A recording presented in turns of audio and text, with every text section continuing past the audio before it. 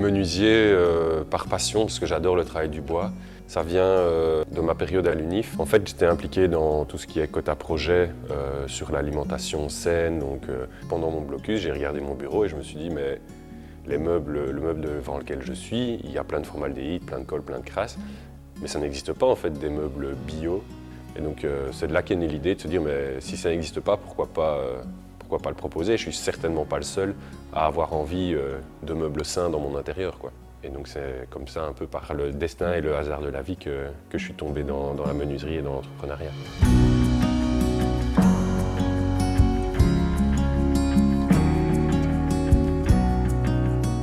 Nous, notre spécificité par rapport aux autres entreprises du secteur, en fait, c'est qu'on récupère des arbres de pousses sauvages qui étaient destinés à être broyés. On ne va pas chercher des beaux arbres en forêt.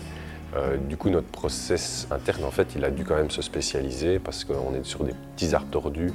On a dû changer nos façons de faire par rapport à une série classique. Au final, ça marche bien vu qu'on est là et qu'on est en pleine expansion. En fait, les défis, ils ont été très nombreux parce que je viens pas du tout d'un milieu familial d'entrepreneurs.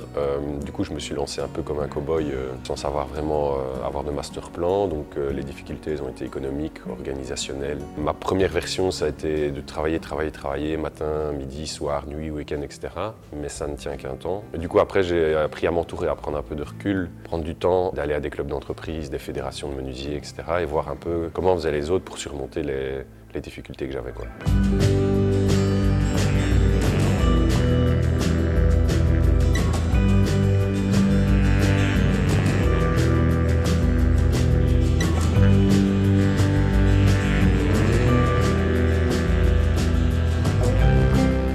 Ce que je peux donner comme conseil à d'autres entrepreneurs soucieux de l'environnement, la première chose, c'est de foncer et de se lancer.